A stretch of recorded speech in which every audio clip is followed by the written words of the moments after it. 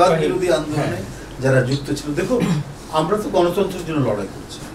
তো গণতন্ত্র তো হচ্ছে যে রাজনৈতিক দলগুলো আমরা সবাই মিলে করেছি একটা কমন ইস্যুতে, গণতন্ত্রের শত্রু এবং গণতন্ত্রের পক্ষে কথা বলা সংগঠন এবং মানুষকে নিরুদ্দেশ করছে, রক্তাক্ত করছে। এই ভয়ঙ্কর দানবীয় পরিস্থিতি থেকে মুক্তির জন্য যারা লড়াই করেছেন, বিভিন্ন রাজনৈতিক দল ছিল, ব্যক্তি ছিলেন, বুদ্ধিজীবীরা ছিলেন।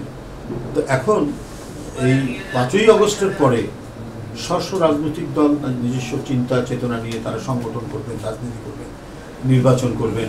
নির্বাচনের সময় কার সাথে কিভাবে জেট হবে সেটা দল নির্ধারণ করবে। কিন্তু কথা হলো যে ডিবেট এবং ডিসকাশন এটা তো চলবে, এটাই তো হচ্ছে গণতন্ত্রের সৌন্দর্য, এটা তো বিউটি অফ ডেমোক্রেসি।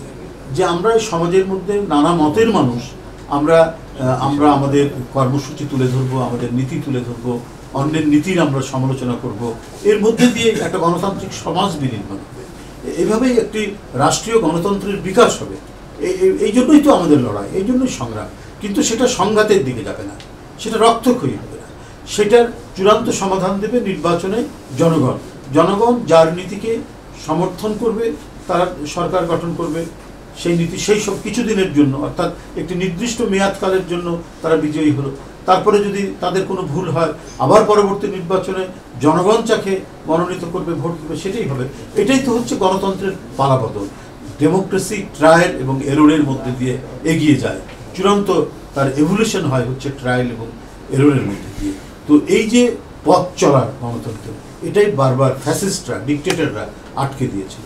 আমাদের বিশ্বাস আগামীকালকের যে বৈঠক, এর মধ্যে দিয়ে আমাদের সেই জায়গাটি আমরা ফিরে আসতে চাই। সেই পথরেখা, আমরা সেই গণতন্ত্রের পথেই আমরা হেঁটে গিয়ে বাংলাদেশকে আগামী দিনে একটি সত্যিকারের প্রকৃত এবং যেটা চিরায়ত গণতন্ত্র বলে, সেই চিরায়ত গণতন্ত্রের পথে আমাদেরকে নিয়ে যাবে। তাতে আমাদের সমাজ যেমন একটি গণতান্ত্রিক সমাজে গঠিত হবে, আমাদের রাষ্ট্রও একটি গণতান্ত্রিক রাষ্ট্র হিসাবে